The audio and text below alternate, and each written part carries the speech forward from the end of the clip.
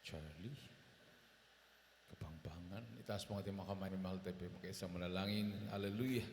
Hallelujah sa ating Diyos na buhay. Hallelujah. O dakilang Ama, Diyos na makapangyarihan sa lahat. Pinakamamahal na Panginoong Isus, sa pangalat dalangin ng iyong hinirang propeta sa huling kapanahunan, aming kagalang-galang at minamahal na Pastor Weldy Estrada Almeda, sa oras itong mahal na Pinoon, hallelujah, sa aking pagdadal, badal minsay, ikaw Diyos magbigay sa akin ng karunungan at maglangis. Buksan mo, mahal na Panginoon, pangunawa ang bawat isa narito. Hipuin mo Diyos sa kanilang mga puso, ipaunawa mo sa kanilang ibahilong kaligtasan. Sa ganang akin, wala ko magagawa, hallelujah, sa iyong dakilang pangalan na kisinasaway. Ano mang gawa ng kaaway, demonyo ng hadlang, paglangan lumaya sa aming kalagitnaan, in Jesus' name. Hallelujah, hallelujah. Praise the Lord. Lahat magsabi, praise the Lord. Palakpakan natin ang malakas na palakpak ating mahal na Panginoon, minamahal.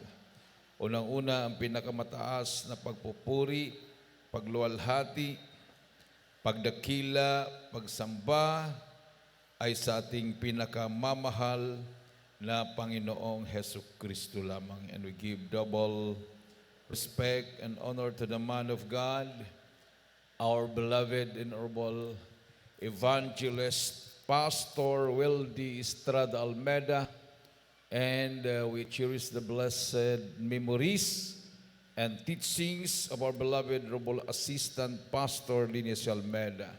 Sa inyong lahat, minamahal na makapatiran, baguhan, datihan, to our beloved viewers, beloved visitors, to my beloved co-workers, co-preachers, magandang tanghali na po sa lahat. Palakpakan natin ang malakas na palakpak ating mahal na Panginoon.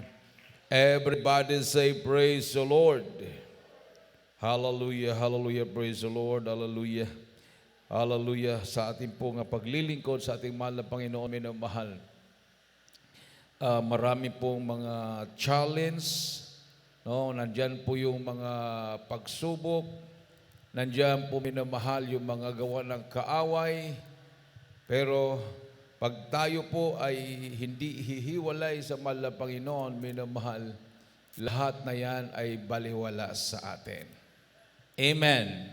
Sabi nga natin mahal na Panginoon, kung ang Diyos ay kasama natin, sino ang laban sa atin?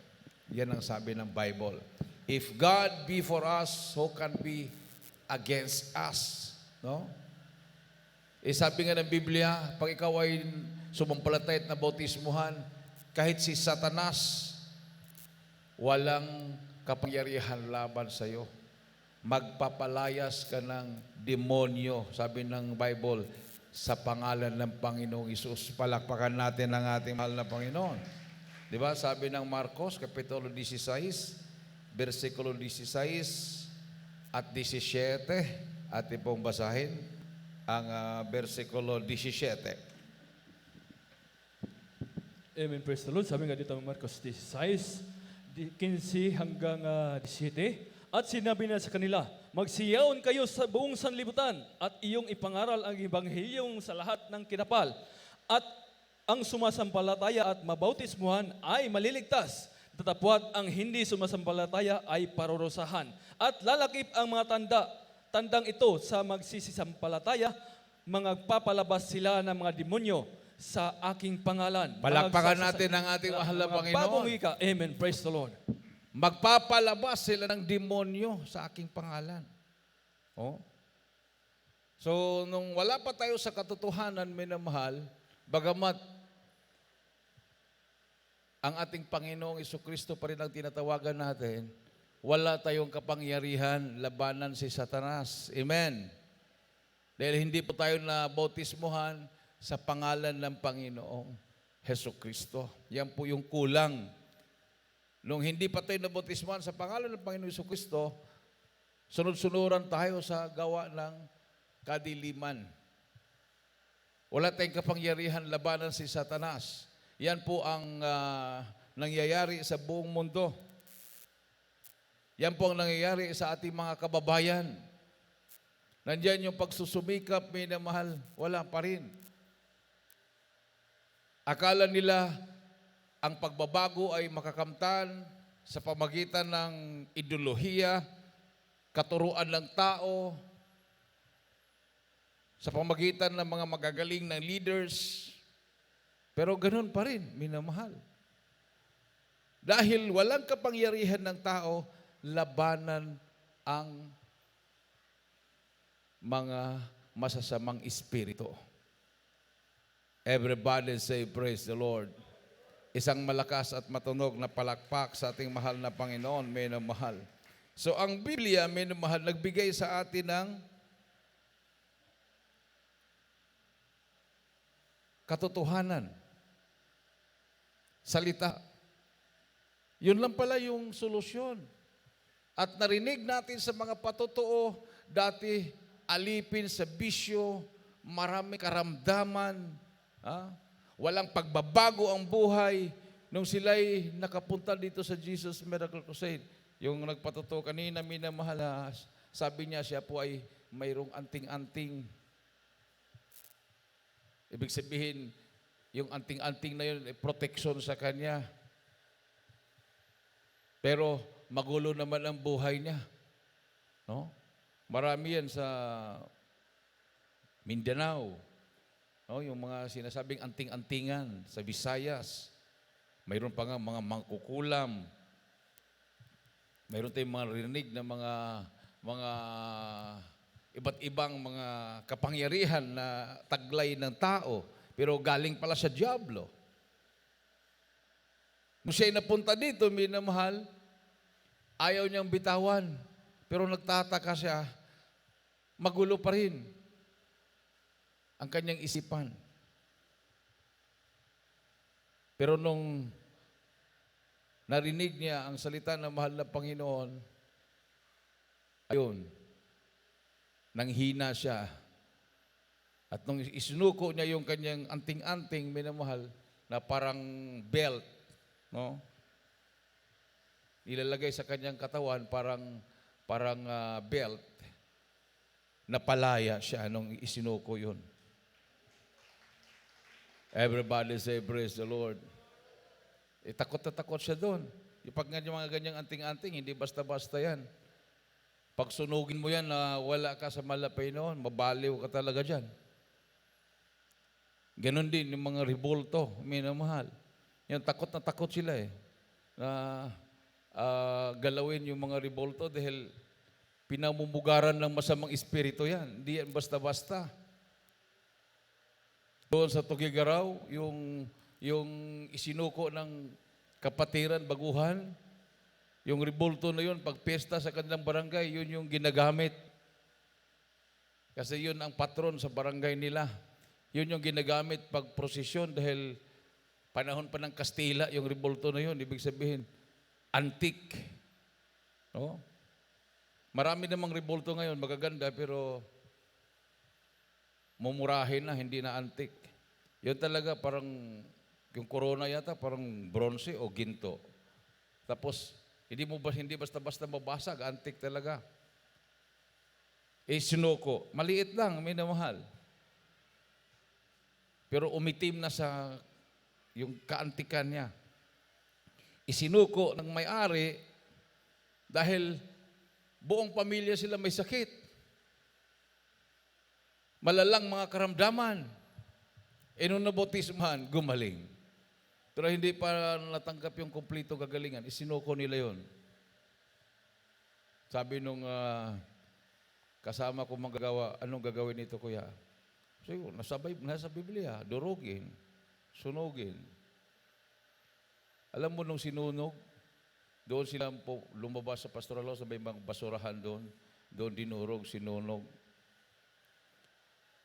Yung kabayo doon na magkalayo lang yung kabayo, natamaan ng usok, biglang nagwala. Nung nakawala yung kabayo, nag-away, nagkagatan yung kabayo.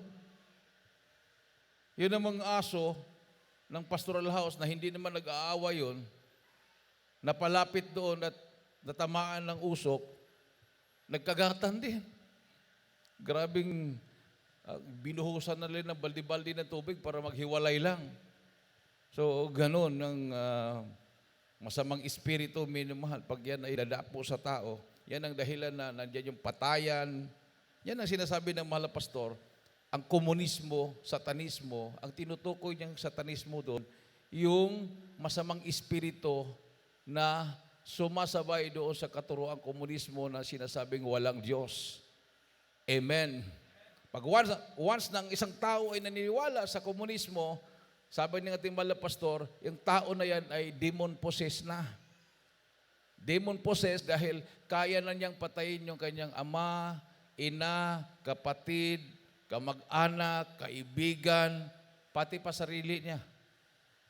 Itinaya na niya. Ibig sabihin, handa na siyang mamatay.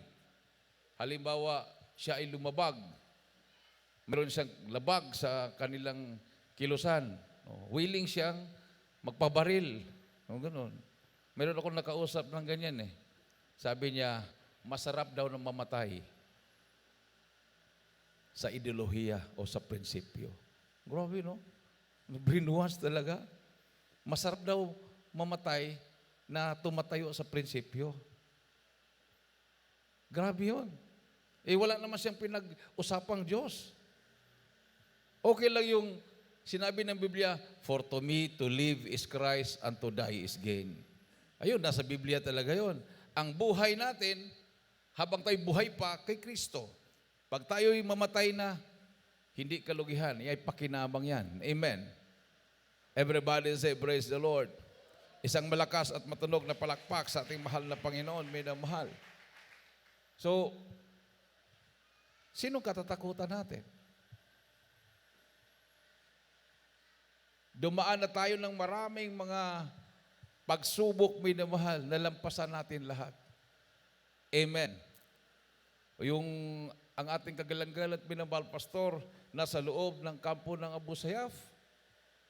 Ayun, yung iba, nagkulang ng prayer. Kahit nag-fasting, nakikinig pa rin doon sa mga balita. Mga sikat na mga komentarista na hindi naman sila nakakaunawa sa misyon. Kahit 1% wala silang kaalaman sa salita ng Diyos. Sila yung nagsasalita laban sa misyon, laban sa ginawa ng ating mahal na pastor. Talagang gagamitin sila ng kaaway dahil hindi nila naunawaan yun. Amen. Everybody say, praise the Lord.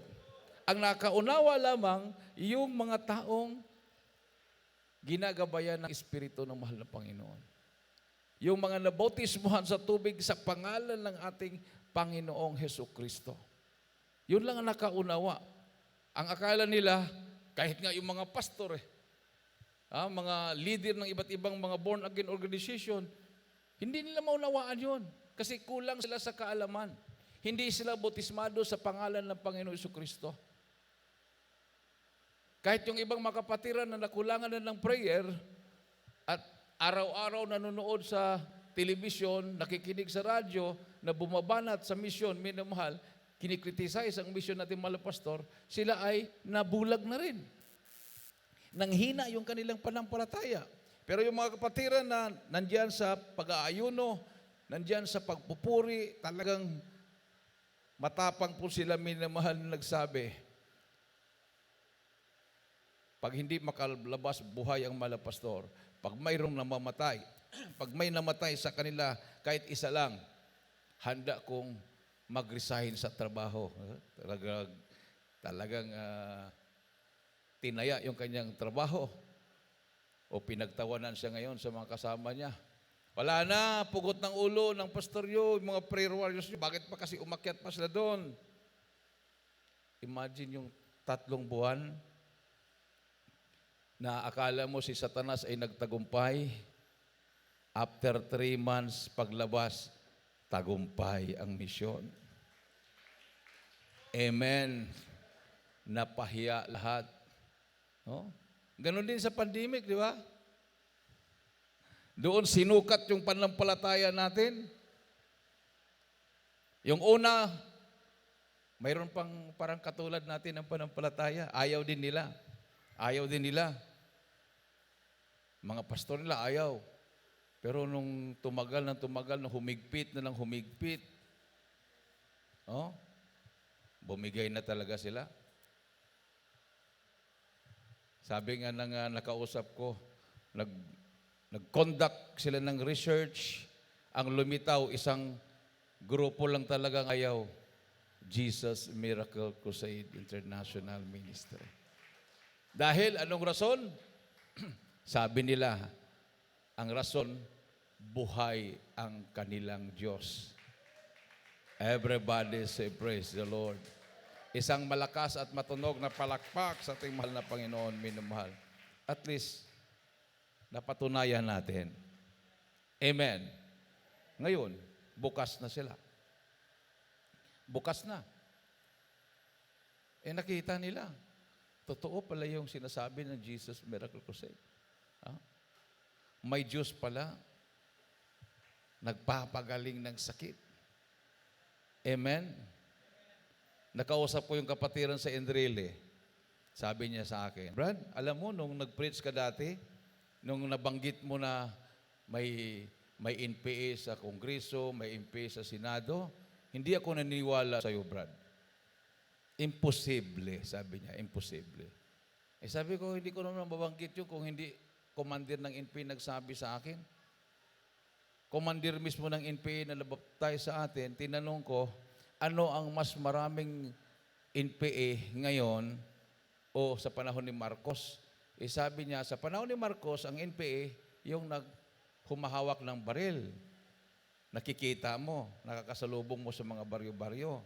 Akala mo, marami sila. Pero, konti lang yun, kumpara ngayon. Dahil ang NPA ngayon, di mo na makilala dahil walang hawak na baril, sabi sa akin. May doktor, may engineer, may teacher, may businessman, may mga opisyal sa barangay, sa LGU, sa Kongreso, sa Senado, pati pa Malacanang, banggit niya. Mayroon din sa nag-aaral sa PMMA, PNPA, Philippine National Police Academy, sa PMA. Pasok nila lahat yan. Mga religious group, mga pastor, pari, binanggit niya lahat yan. So, mas marami ngayon, Brad, kaysa panahon ni Marcos. Ayun nga, lumitaw na. Unti-unti nang nagpakilala. Amen. Everybody say, praise the Lord. Palakpakan natin ang ating mahal na Panginoon. Oh. Sabi naman ng mga sundalo, na kausap ko, ang aming trabaho ay labanan yung armado. Yung armado lang. Pag walang armas, hindi namin pwedeng girahin. Kasi ang aming mandate ay ang aming girahin yung armado. Paano yon? Konti lang yung armado. Wala pang 50 sa isang lugar. Pero halos yung lugar na yon walang armas, pero NPA pala. Hindi talaga masolusyonan, minamahal. Lalong lumala ang problema. Ngayon, lumalaban na yung mga pastor. Nagising na sila, lumalaban na. Nung ating mga pastor, 1980s, pinabayaan, pinagtatawanan. Nung pumasok sa kampo ng Abu Sayyaf, hindi sila nakikiisa. Pero ngayon, namulat na sila. Sa bagay, before it's too late. Diba si Propeta Elijah, nag-isa lang siya, amen? Amen? Nag-isa lang siya na nilabanan niya ang mga propeta ni Baal. At nung hinamon niya yung mga propeta ni Baal na mag-alay ng alay susunugin, nung ginawa na yung altar na lalagyan ng alay susunugin ni Propeta Elijah, mayroon palang mga Hudyo na lihim na hindi pa sila nahawaan sa Diyos-Diyosan. Tumulong kay Propeta Elijah para maitayo yung kanyang altar at doon ilalagay yung kanyang alay susunugin. Palakpakan natin ang ating mahal na Panginoon. Everybody say, praise the Lord. So sa huling araw, minamahal, at least, maraming namulat na. Matatapang na rin yung mga pastor ng ibang sekta. Lumaban na rin sila. Tumulong na rin sila. Dati, binabaliwala lang nila yung preaching ng ating mga pastor sa telebisyon. Pero ngayon, minamahal, namulat sila. Totoo pala ang sinasabi ng man of God. Amen. Totoo pala. Hindi pala sa pamagitan ng gera, hindi pala sa pamagitan ng patayan, kundi sa pamagitan ng pangangaral ng salita ng Diyos. Isang malakas at matunog na palakpak sa ating mahal na Panginoon. Dahil sabi ng Hebrews 4:12, ang salita ng Diyos ay matalas. Mas mabisa yan sa bala. Ating pong basahin. Mas mabisa sa missile yan, minamahal. Kasi ang missile o mga bala, pumapatay yan eh. Yan ang trabaho ni Satanas. To kill, to steal, and to destroy. Pero ang salita ng Diyos, ating pong basahin, 4:12 ng Hebrews.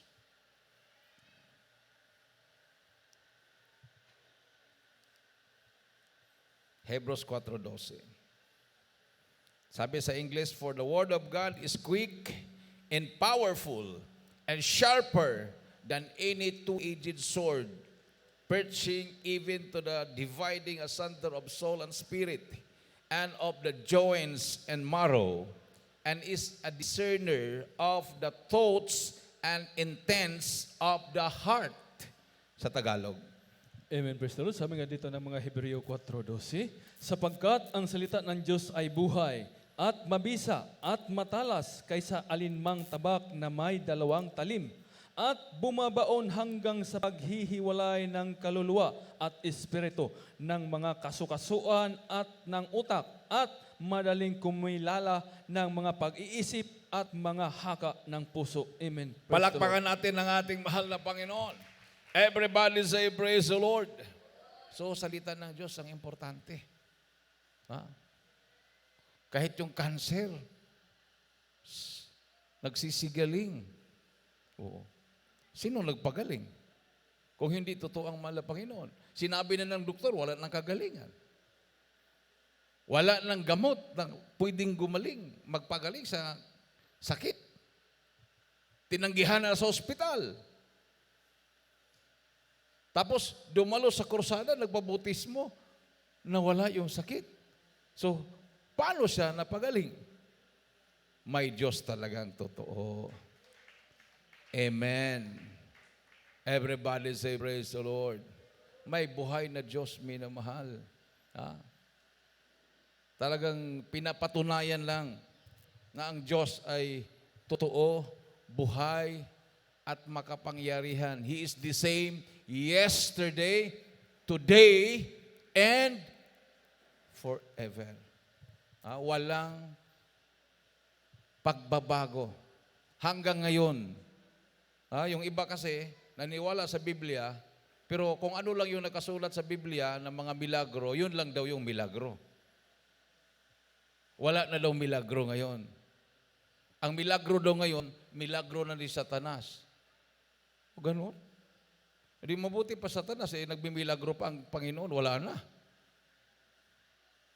Para tuloy naging inutil na yung Diyos nila. Si Satanas nang makapangyarihan. Paano ngayon ang tao gusto niyang magbago? Gusto niyang gumaling sa sakit. Ang kanila namang rason, nandoon na daw sa science ang milagro ng Diyos. Gano'n. Na-modernize na pala ang Diyos. Nandoon na daw sa gamot, nandoon na daw sa naimbento ng mga bakuna, nandoon na daw ang Diyos, minamahal. Yun na daw ang kapangyarihan ng mahal na Panginoon. Yung inventor ng gamot, hindi naman naniniwala sa Diyos. Paano nangyari? Hindi sila naniniwala sa Diyos.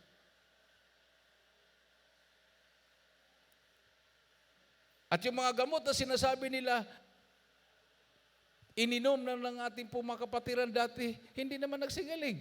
Dito sila gumaling. Yung mga bakla, mga tumboy dito nagbago. Alangan mo si Satanas ang nagbago sa mga bakla at tumboy. Yung mga kriminal, yung mga drug addict, yung mga hold upper, dito nagbago. Alang magbinago ni Satanas yun. Dati mga commander ng NPA, mamatay tao. Meron akong kausap na isang dati NPA. Isang taon lang siya sumasama sa NPA. 20 na yung napatay niya o sobra pa sa 20. Dahil pinili talaga siyang sumapi sa NPA. Every time na mayroon silang huhulihin at huhusgahan, siya yung tagapatay. Para hindi na talaga siya titiwalag. Pero talagang may plano ang mahal na Panginoon sa kanya. Nung nagkasakit siya ng psoriasis, nangangati na yung kanyang katawan, dumistansya na rin ang mga kasama niya. Dahil parang may kitong na siya eh. Pinayagan na siyang maglaylo. Pinayagan na siyang umuwi, hinatid pa sa bahay nila. Then nagkasakit din yung kanyang papa ng sakit sa puso. Wala na magtrabaho sa kanilang sakahan. So siya ang inaasahan. So pinayagan siya, hinatid pa. Tapos binibisita pa siya. Baka daw babaliktad sa kabila. O talaga naman. Wala silang magawa. Mayroon siyang psoriasis, sakit, mula ulo hanggang paa. Naglulong sleep na siya palagi para hindi makita yung kanyang mga sugat-sugat. Every time na paggabi na, sabi niya, mga alauna, Brad, start yan, mga alas 12, alauna, alas 2. Ang kati-kati ng katawan ko, nagpapakulo daw siya sa termo, tubig, lagay sa termo. Dandahan niyang binubuhos doon sa likod niya, nilang kati. Mawala na yung kati pag nabubuhos na daw yung tubig na mainit. Siyempre, maluto yung kinibukasan. Wala na. Lalong nagmamantika yung kanyang mga balat dahil naluluto sa init ng tubig. May nakapag-share sa kanya, ang Diyos na nakikilala ko ay buhay. Manghiram sana siya ng pera para magpagamot. Sinabihan siya, dumalo ka lang magpabautismo. So sinubukan niya, sabi niya, wala namang mawala sa akin. Dumalo. Nagpabautismo. After ng bautismo, parang wala lang. Bihis siya, uwi. Nagtaka siya, wala na akong naramdamang kati. Pagdating niya sa bahay, hinubad niya yung damit niya. Natanggal yung parang mga, alam mo, pag psoriasis, parang ano yan, parang may mga crumbs ba? Yung parang sa tinapay, nung bread crumbs, natatanggal. Nagtaka siya. Nangatanggal, kuminis yung balat niya. Naligo siya. Wala na nga, malinis na. Palakpakan natin ang ating mahal na Panginoon. Everybody say, praise the Lord. Buti talagang kinaawaan siya ng malapinoon.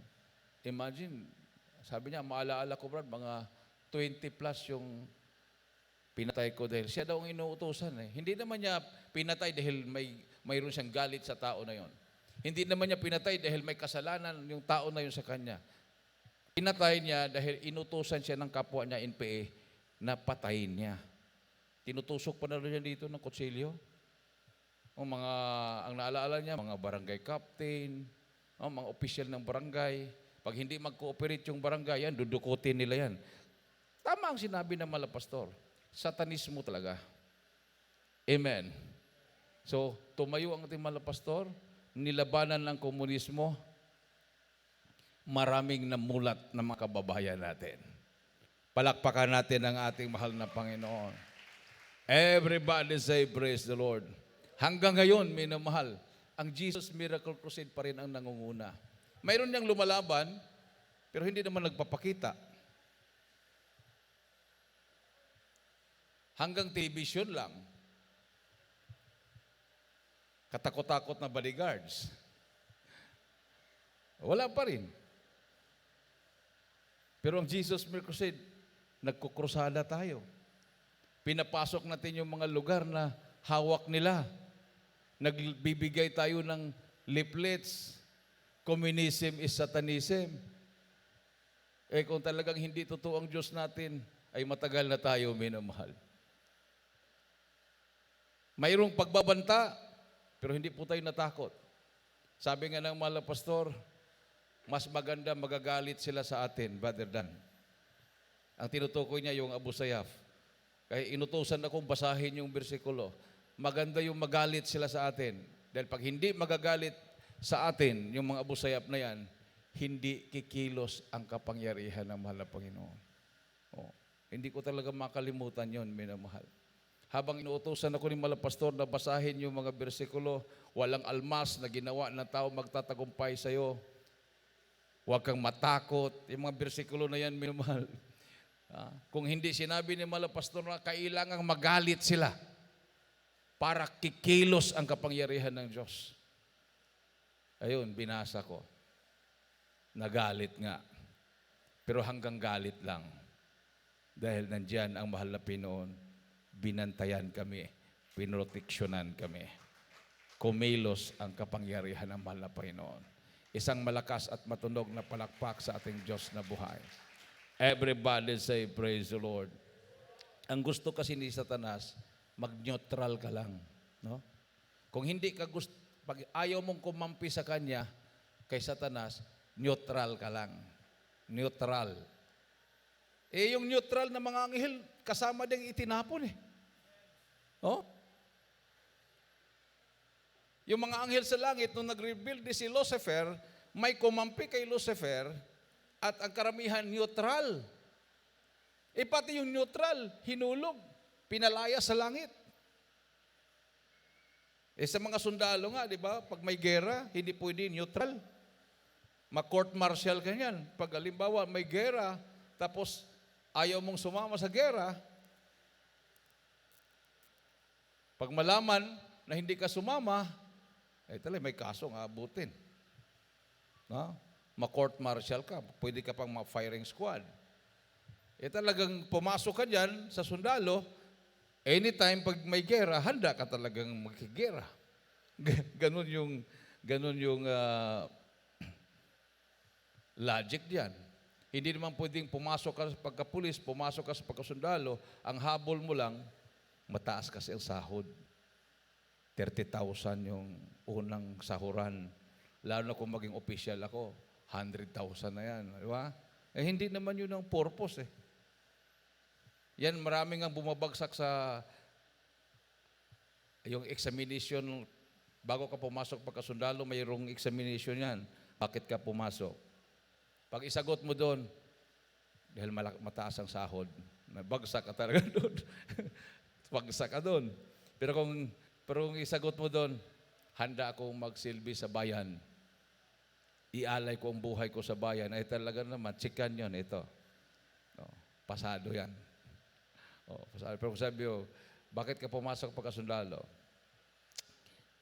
Mahirap kasi mag-apply ng trabaho. Dito lang ako mag-apply dahil dobling sahod dito. Hindi ka talaga aprobahan doon. Kasi hindi yun ang focus sa pagpasok mo. Amen. Everybody say, praise the Lord. Isang malakas at matunog na palakpak sa ating mahal na Panginoon, minamahal. O sa paglilingkod sa mahal na Panginoon, bakit ka naglingkod sa Diyos? Siyempre, bawat isa sa atin mayroong kanya-kanyang dahilan. Yung iba, napunta dito dahil may sakit. Yung iba gustong magbagong buhay. Yung iba gusto malutas yung kanilang mga problema. Pero pagkatapos doon, nawala na yung ating purpose. Na-focus na tayo sa paglilingkod sa Malapinoon. Stepping stone lang pala yun. Yung karamdaman, yung mga problema, yung kahirapan, it is a blessing in disguise para mahanap natin ang katotohanan at dito tayo napalaya. At ang focus natin ngayon, bakit tayo naglilingkod sa Diyos? gusto natin ng langit. Ayaw natin sa impyerno. Amen. Isang malakas at matunog na palakpak sa ating mahal na Panginoon, minamahal. Gusto nating langit. Sino bang gusto sa impyerno? Ang init-init kaya doon. Dito nga sa mundo, mainit na. Unti-unti na nating nararamdaman. Yung init. Pag hindi magawan ng paraan, ay talagang delikado. So, panay tree planting ngayon.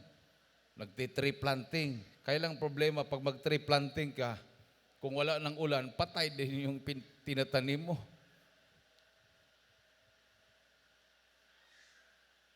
So ngayon lang namulat ang tao, kailangan pala ng kahoy. Doon sa ibang lugar, wala na talagang kahoy. Kalbo na. Sa Pakistan, bago lang, nagkaroon ng ulan doon, 1,000 plus yung namatay dahil sa flash flood. Yung baha. Makita mo yung baha na hindi man baha, parang putik. Anod yung mga bahay. Talagang malakas yun dahil halo putik siya. Galing sa bundok na walang kakahoy-kahoy.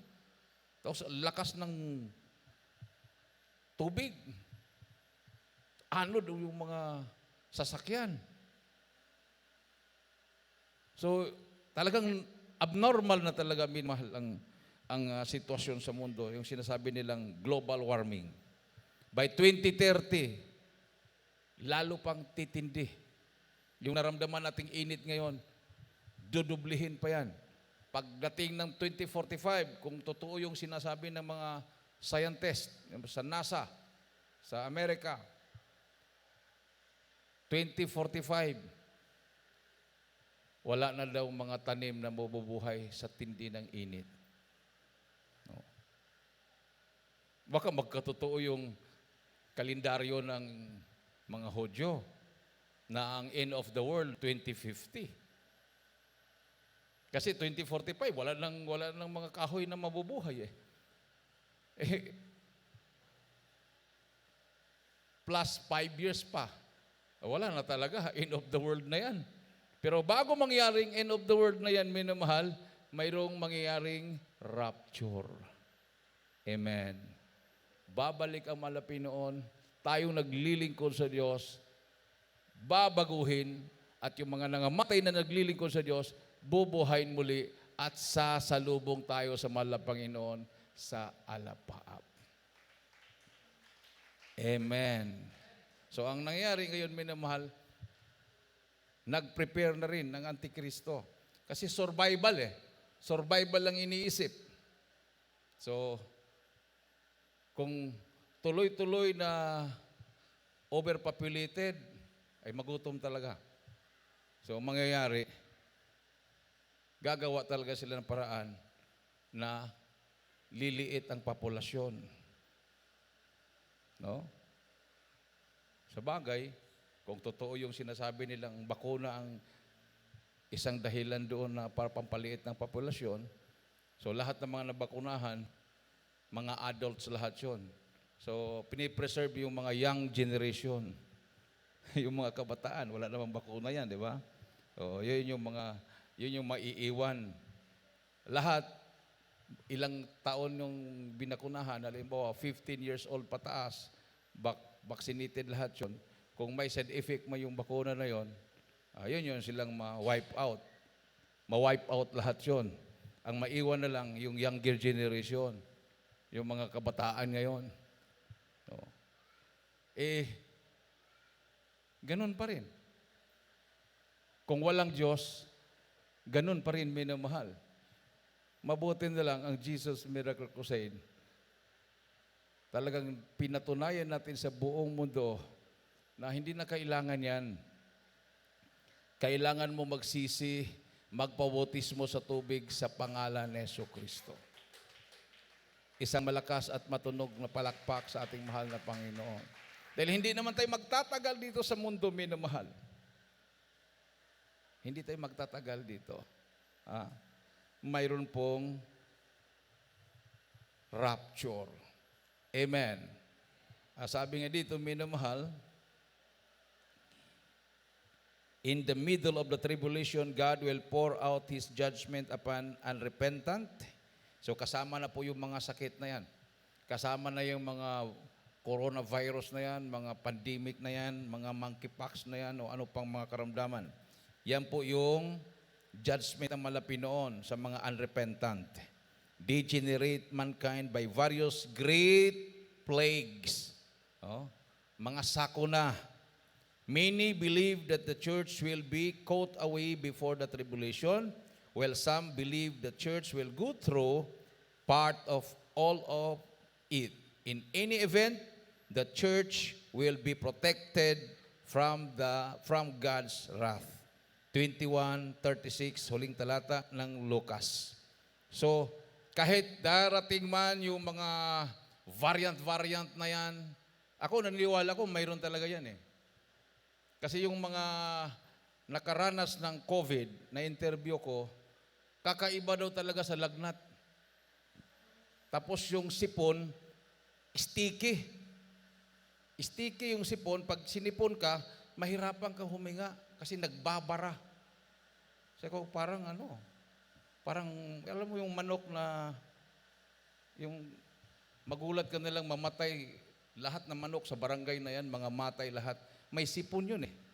No? May sipon siya na parang sticky na sipon. Tapos mahulog na lang yung mga manok dahil siyempre pag mayroong ganun ang manok, hindi na makahinga, hulog na talaga lahat. Ang mabuhay na lang yung mayroon kang nangitlog siya, nandoon siya, naglilimlim siya ng itlog niya, yun lang ang survivor. Kumbaga na-quarantine siya dahil hindi siya makalabas dahil naglilimlim. So parang ganon. Talagang mayroon. Kasi karamihan sa mga na-interview ko, parihong sagot nila. Yung sipon, kakaiba, sticky siya, tapos yung lagnat nag-aapoy, hindi sila, nahirapan silang huminga. Ayun, yung iba, hindi na nakayanan, patay sila. Pero ang mga anak ng Diyos, dahil ang Diyos na tinibuhay, nakalampas tayo. Atin pong basahin yung sinabi kong bersikulo, huling talata. Eli prepare lang po yung ating pong mga instrumentalists and singers. 21:36 ng Lucas.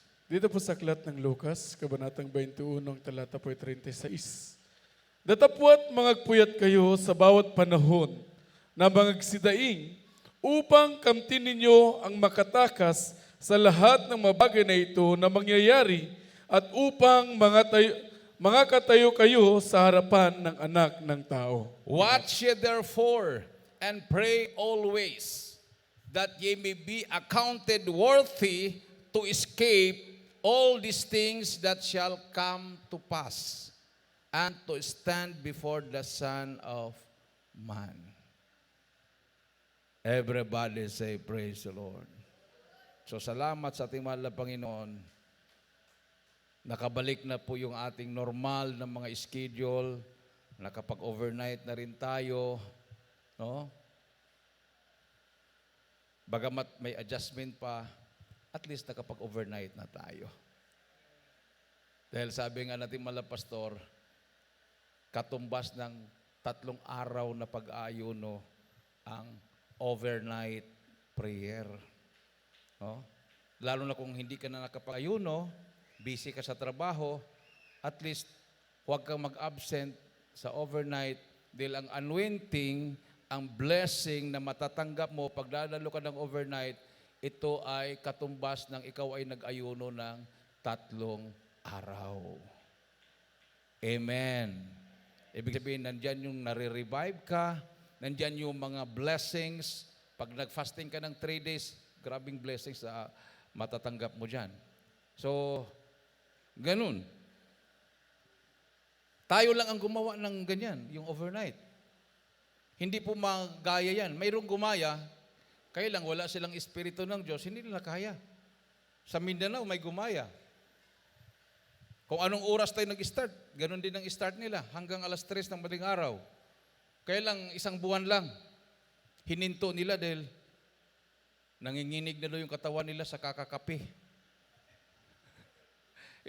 Para hindi daw makatulog, ayun, barako pa naman na kape yung ginamit. Walang ibang ginawa kundi inom ng kape. Wala naman silang patutuo sa buhay. Basta ang gawin na nila, mula alas 8 hanggang alas 3, huwag silang matulog. Wala naman silang patutuo. Hindi naman katulad sa atin na bawat kapatiran may mga patutuo. Tapos may nag-alay ng kanta. Sa kanila, akala nila yung overnight, yung huwag ka lang matulog. So, kape sila ng kape. Nanginginig na daw, naninikip na yung dibdib nila. Parang mayroon na silang nervous breakdown. Sabi ng kanilang pastor, ihinto na natin. Baka magkasakit, patuloy tayo dito. Sa kakakape. Hindi nila magaya. Sa Jesus Miracle Crusade, yung ating overnight prayer, ang dahilan kung bakit tayo ay gising na gising dahil sa presensya ng mahal na Panginoon. Amen. Isang lakas at matunog na palakpak sa ating mahal na Panginoon, minamahal. Kasi pag hindi ka dadalo, sa bahay ka lang, para ka rin nag-overnight. Pag gising mo sa umaga, sakit ang ulo mo. Sabi mo, mas maganda pa yung nag-overnight, hindi pa sasakit ang ulo. Di ba? So, kasi gusto ng malapi noon, gagawin natin yan para maging handa tayo sa pagbabalik ng mahal na Panginoon. Marami pa namang makapatira na naginip. Panahon doon ng overnight ang rapture. Kung totoo yun, na hindi lang isa, dalawa ang narinig ko yan. 32 years na ako sa mahal na Panginoon sa pangangaral ng Ebanghelyo, minamahal. Dami akong naririnig niyan. Overnight prayer, nangyari ang rapture. Panaginip yun ng mga kapatiran, ha? Sabi niya, gabi daw gabi, nagawain. Tapos biglang kumulog, kumidla, tapos nagkaroon ng nag-rapture. Ano yung gabi? Sa ibang bansa, araw yun. So saan ibibase yung gabi na yon? Sa ibang bansa ba o dito sa Pilipinas? Dito siguro sa Pilipinas kasi nandito ang propeta ng Diyos. Amen. Everybody say praise the Lord. Palakpakan natin ang ating mahal na Panginoon, minamahal. Kasi nandito ang propeta ng Diyos . So dito yun ibabase. Kasi dito nag-umpisa yung gawain na may overnight prayer. So nung wala pa tayong overnight prayer, parang nanghihina. Marami po nanghihina na kapatiran. Ito, nandun na, naibalik na natin. Paunti-unti. Dati hanggang alas 12. Ngayon, na-forward natin alas 1. Na-forward na naman alas 2. Okay lang.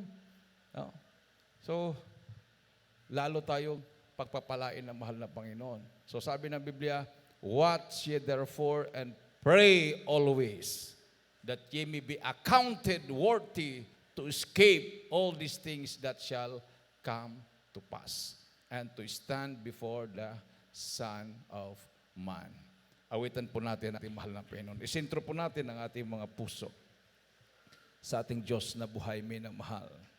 Dahil ang ating mahal na Panginoon, siya po ay darating at the close of the tribulation. The satanic armies will gather in the valley of Armageddon to crush all opposition. Seemingly victorious, they will march to Jerusalem to claim their prize. Then Jesus Christ will physically return to earth with His saints, descending to the Mount of Olives. The Jewish nation will recognize Jesus Christ as their Messiah, and He will destroy the beast and his armies. Jesus will establish His kingdom on earth for 1,000 years, often called the millennium. And the saints will rule with Him according to Revelation chapter 20. Satan will be bound, but at the end of the age, he will be loosed for a short time. He will foment a final rebellion, which God will destroy with fire from heaven. Awitan po natin ang ating mahal na Panginoon, minamahal. Then will come the last or white throne judgment. All those not in the book of life will be cast into the lake of fire, there to be separated eternally from God. God will destroy the present world and create a new heaven and a new earth. The saints will live with Him forever in the New Jerusalem. Mayroon pong New Jerusalem. Itaas po ang ating mga kamay. Awitan po natin ating mahal na Pinoon. Hallelujah. Malapit na ang pagbabalik ng ating Diyos na buhay. Huwag po tayong matakot. Ipangaral ang Ebanghelyo. Ang Diyos ay kasama natin. Kahit si Satanas, kaya nating palayasin sa pangalan ni Jesus. Hindi magtatagumpay ang masamang elemento laban sa mga anak ng Diyos. Praise the Lord. Hallelujah.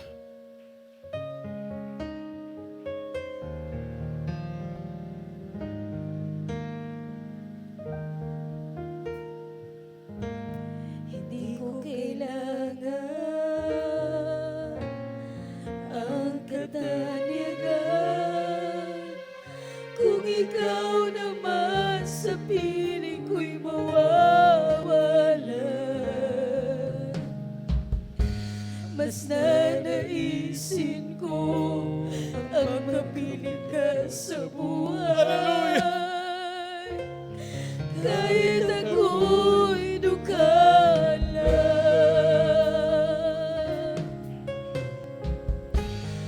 Oh, Jesus, pakinggan mo ang pagsamo ko.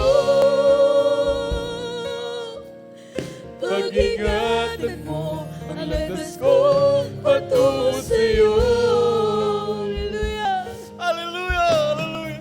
Hallelujah! Hallelujah! Aking buhay ay di ko matato. Pag-ingatan mo ako. Hallelujah! Kahinaan Hallelujah!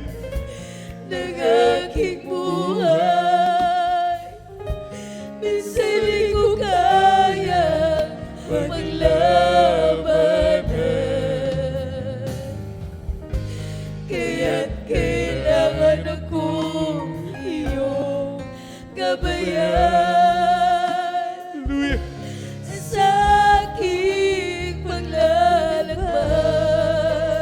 Praise the Lord. Hallelujah. Glory to Jesus. Hallelujah. Oh, Jesus, pakinggan mo ang pagsamo ko. Pag-ingatan mo ang landas ko patungo sa'yo. Ang aking buhay ay di ko matanto. Pag-ingatan mo ako. Hallelujah! Oh, Jesus, pakinggan mo ang pagsamo ko. Pag-ingatan mo ang landas ko patungo sa'yo. Ang aking buhay ay di ko matanto. Pag-ingatan mo ko.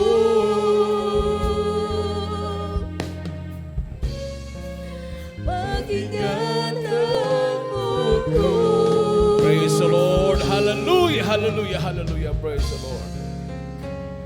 Minamahal, para po sa ating mga baguhan, mayroon pong 4 na reglamento ng kaligtasan. Una, pananampalataya na makamtan sa pakikinig sa salita ng Diyos. Pangalawa, ang gagawin po nyo ngayong pagsisisi. Pagtalikod sa lahat ng masamang gawa, tanggapin ang malapinon na Panginoon na tagapagligtas sa inyong mga buhay. at tanggapin po niyo ang bautismo sa tubig sa pangalan ng Panginoon Kristo after po ng ating banal na gawain para mapatawad at mahugasan ang inyong makasalanan at tatanggapin yung kaloob, ang kapangyarihan ng banal na Espiritu. At pang-apat, sa patuloy niyo pagdalo, kayo ay babautismuhan ng mahal na Panginoon ng kanyang banal na Espiritu. So kailangan po ito minamahal sa ating po mga kababayan, sa ating po mga viewers. Lalo na po minamahal kung mayroon na po kayong naramdamang sakit ng inyong katawan, kailangan nyong tanggapin ang bautismo para mapatawad ang mga kasalanan at mapagaling ang inyong mga karamdaman. Itaas mo ang inyong mga kamay, sumunod ka sa panalangin ito, lahat ng mga baguhanan nito sa harapan at ang ating pong mga viewers. Banggitin po yung minamahal taos puso. Mahal na Panginoong Isus, maraming salamat sa Ebanghelyo na kaligtasan na aking napakinggan sa oras na ito. Mahal na Panginoon, patawarin mo ako sa lahat na aking managawang kasalanan. Ako po ay taos puso na nasisisi. Tinatanggap kita na aking personal na tagapagligtas. Panginoon, Diyos, Hari ng aking buhay. Pumasok ka sa aking puso. Isulat mo ang aking pangalan sa aklat ng buhay, sa kalangitan. Iligtas mo ako, mahal na Panginoon. 10 aking mamahal sa buhay. Ako'y maglilingkod sa iyo mula ngayon hanggang siyang pagbabalik sa iyong dakilang pangalan. In Jesus' name, I pray. Amen. O dakilang mga Diyos na makapagilit sa lahat. Lahat at tumagap siya malapinoon. Bilang Panginoon tagapagligtas sa kanilang mga buhay. Patawarin mo sila malapinoon sa kanilang mga kasalanan. Baguhin mo kanilang mga buhay. Gawin mo silang tunay na Kristyano. Isulat mo kanilang mga pangalan sa aklat ng buhay sa kanilang. Iligtas mo sila 10 ang kanilang mamahal sa buhay. In the mighty name of Jesus, I pray. Amen and amen. Praise the Lord. Ilagay po yung kanang kamay sa ulo, kaliwang kamay sa parte ng katawan na may karamdaman. Tayo po minamahal ay manalangin. Magkaisa po tayo manalangin sa ating malapinoon. Dakilang Ama Diyos na makapangyarihan sa lahat. Pinakamamahal namin yung Panginoon Jesus. Hallelujah. Minsan pa malapinoon. Humingi po kami ng kapatawaran. Sama kami nagkulang, nagkakamali. Ano mga naisip na gawin, nabanggit yung mga labi na hindi kaya-aya sa iyong balap. Patawarin mo yung mga anak ko Diyos. Hallelujah. Sa oras ng mahal Pinoon, abutin mo pangailangan manak.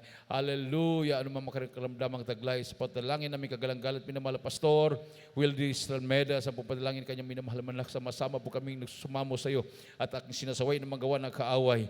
Di mo niya karamdaman, sakit sa puso, diabetes, high blood, demons of cancer, leukemia, demons of common sickness and diseases, vices, problems, and different doubts, poverty, out sickness, be healed right now in the mighty name of Jesus. Hallelujah! In Jesus' name.